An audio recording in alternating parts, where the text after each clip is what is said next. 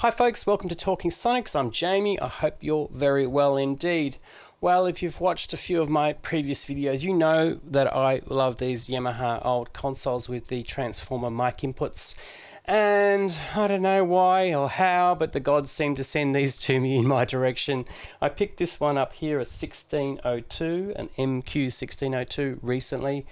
But it wasn't in great condition. I was assured that it was working fine, but upon testing it was a little bit nasty, so it needed some tender loving care. I also noticed that the surface here of the whole fascia plate had little rust spots, lots of little pitted or elevated areas on the console, and perhaps it was kept in a humid environment or in a garage and not really well cared for, so that was my first step. Seeing what I could do to resurface this, sanding and smoothing this desk. I did some rust treatment as well, and steel wooled back the whole surface, so tidied it up quite a lot. It's not perfect, but it's a darn sight better than what it was. And so the next steps for me were basically cleaning all the pots with DeoxIT, reviewing whether there were any possible damage, putting the desk back together after a thorough clean, and then listening. So, let's see how that goes. You'll see that I pulled all the channels out of this, and I'm working on the surface. So if I give you a closer look here, the surface of this desk has had a few issues. It's been in a humid climate in Queensland, and there's some rust spots on the surface. Quite like a speckled kind of finish. I'll give you a closer look. What I'm doing here is working on it with some rust primer or rust proofing. So it's actually a car application. I was a little bit concerned about it, but it's coming up quite nicely. I'm very, very lightly using it. So I've taken all the channels out and given it a good clean. The whole thing is masked up quite a lot, so none of the wood or faders. Actually, when I was spraying, the only faders left here are these EQ ones, which are not popping out, so I didn't want to force those out. But look, the surface rust with the rust treatment product would turn to a black primer, so lots of little rust speckles across the front panel, which were quite ugly. They've now gone to a darker colour, but they're slightly raised, so I'm thinking once this dries I'm going to need to give it a light wet and dry sand, a very gentle sand, not to take off any of the surface writing. The primer hasn't really covered over any of that writing, which is great. It's looking very good.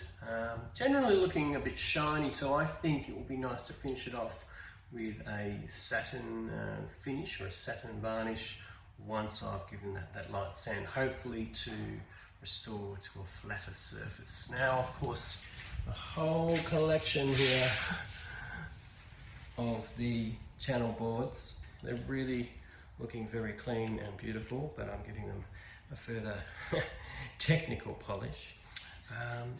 These are what these are kind of famous for. People are starting to call these a Japanese. Well, no, they're not a Neve desk, but they do have very sweet EQ and transformer mic input. These are little round can Tamura transformers.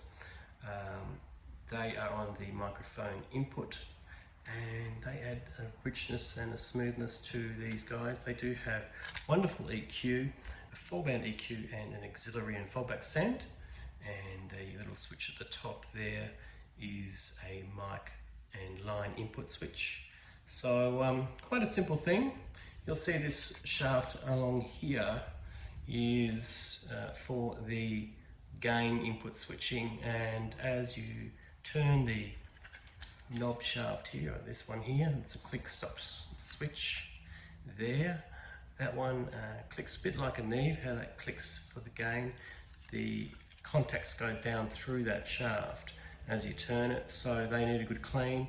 I'm of course using DeoxIT, Caig DeoxIT, which is an amazing contact cleaning solution, and the little extension guy helps you to get right into all of the nooks and crannies and right into the back of the pots. So that guy needs a really good clean every channel I'm going through. So the pots in here are interesting. The EQ and send pots, or potentiometers, they're protected by this wonderful metal casing to stop dust. The only amount of dust that I did see was into this switch here, into the top switch there for the mic/line input button. There was a little bit of dust coming into the top of that, but I'm cleaning that out. Looking quite good. The channels are generally very nice and clean. The boards are really clean, no rust spots, nothing leaking with these electrolytic transformers. So we'll give it a good frequency sweep test once I put the whole console back together. Incidentally, you may not know that long throw faders like these have Teflon tracks, so they're not electrical contacts in a way, they're Teflon resistor tracks, and FaderLube, they need a lubrication, so this is a Caig product called FaderLube, so they will get that treatment after I finish cleaning all of these guys. I'm more than halfway through this afternoon, but a lot more to do. Wasn't too much of a task pulling these channels out. There's a nice ribbon cable that connects these channels here inside the whole board, and then there's your mic line input connector there on the end. So certainly getting there with this board.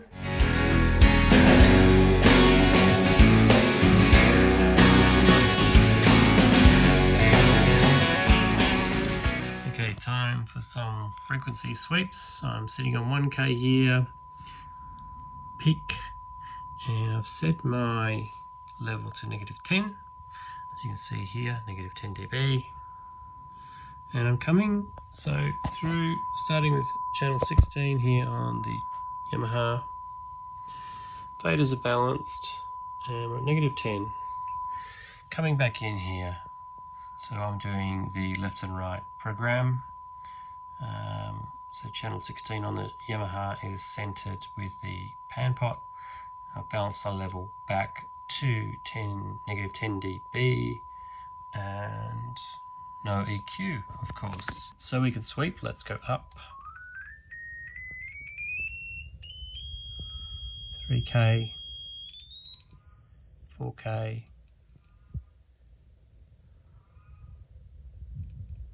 7K. It's getting nasty. 8K, 9K, 12K, 16K, slight drop there, and then 20,000. Gosh, what's that, about a dB drop? It's amazing. Coming back down to 1K. Coming back down to 1K. Let's go lower. 700, 600, 400, 300, 200, 158 hertz, 96 hertz, 61 hertz, 26 hertz. Wow, that is a wide bandwidth. 20 hertz. No drop at 20 hertz. Across the range, that's quite flat. So testing was completed, however with some issues. I noticed that the in particular 1K pot here on the EQ was very noisy with a sticking kind of horrible sensation going on here. And also the output section was a little bit noisy, so I decided to pull out the whole master section here. Underneath here there's a couple of boards, one a preamp board and a main power distribution board, and that's really kind of key. I knew there was some DC current leaking into the AC audio signal, so I wanted to recap in particular the board with the power distribution. So here's me going about working on that guy, recapping that board. So to recap, I would say that the channel boards are really good, but this master section is needs some love. So back to the drawing board, or let's get soldering. So as I discussed earlier, I was having the 1K fader pot issue with these graphic sliders, and it was on the right hand channel. Cleaning, no such luck. Still very noisy. I think there's some damaged track, or maybe the brushes are in trouble, so I'm going to have to take that board off and pull out the fader, maybe dismantle the whole fader because it's very difficult to find a similar part.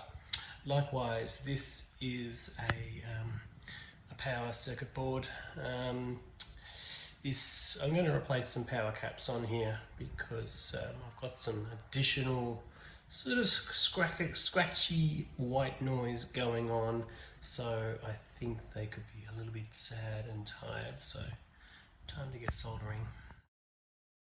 A couple of the old power caps removed, 2 replaced here, these guys next, just working through the board. Okay, this board back in now, and recapping has certainly cleaned it up a lot. There was some crackling going on, some white noise happening. Basically, this circuit here is the main DC voltage supplies for all the other boards, so it sort of spreads out from here in a way. That's cleaned it up a lot. I'm actually now noticing that the headphone monitor is much cleaner and clearer, generally running pretty smooth. So after recapping the power distribution board, great success, a lot of that noise gone, fantastic. But still, upon putting this guy back together, this 1K slider on the EQ was still just a nagging nightmare. Everything was sounding great. Really, the master section was cleaned up a lot. I think even the headphones were clearer and more crystal, and the sonic character was better overall. All the channels were working great, really even sonic character across all. I did frequency sweeps across every channel on the desk. Everything came up to spec, sounding great. Oh, except for this horrible 1K guy here. So I suspected that even though I was attempting to clean those faders for the EQ, I needed to really pull apart this 1K fader and get into the guts and have a look at it. So this is me getting inside that nasty fader. EQ section board out and separated from that power board.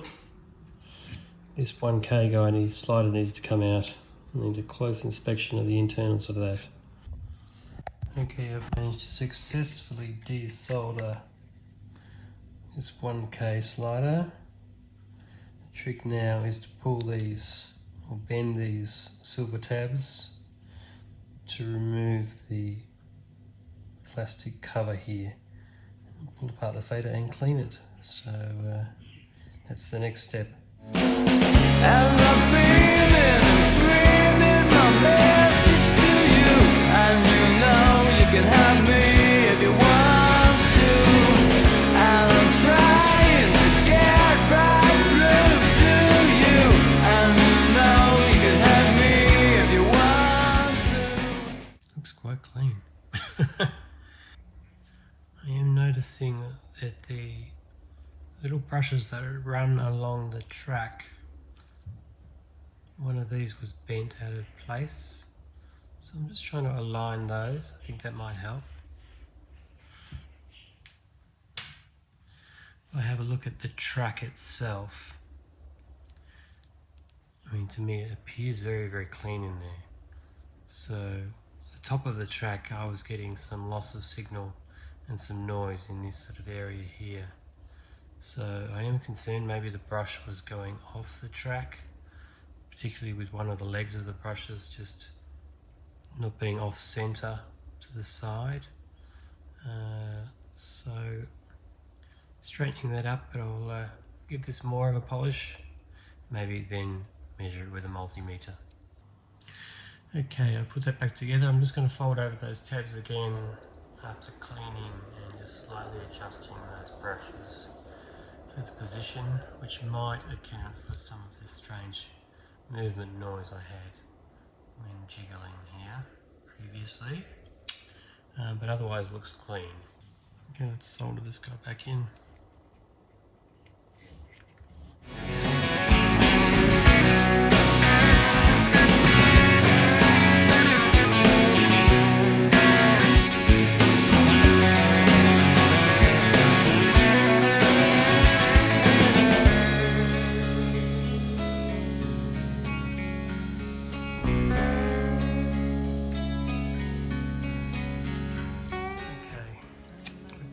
Back together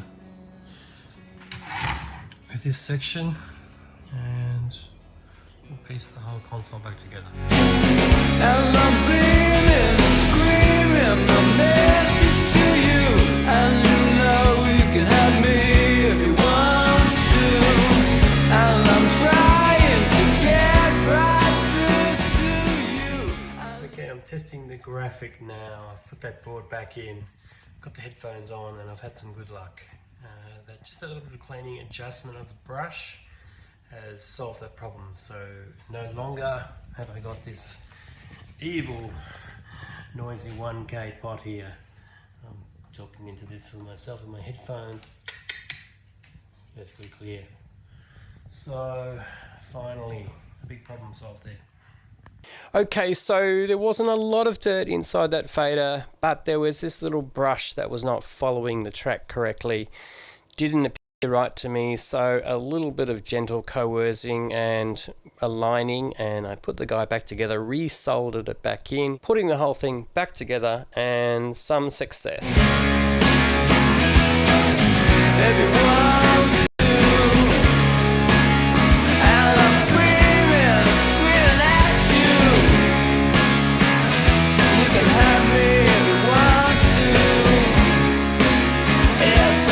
So there you go, I managed to sort that 1K EQ fader problem.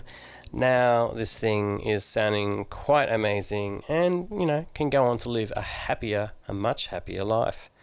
Thanks for joining me on Talking Sonics. I hope this has been some use to you, although I haven't covered everything you could possibly do. There are other great mods you can do to these consoles easily, like direct channel outs. That might happen in the future. But for now, thanks for joining me on Talking Sonics. I hope to see you real soon.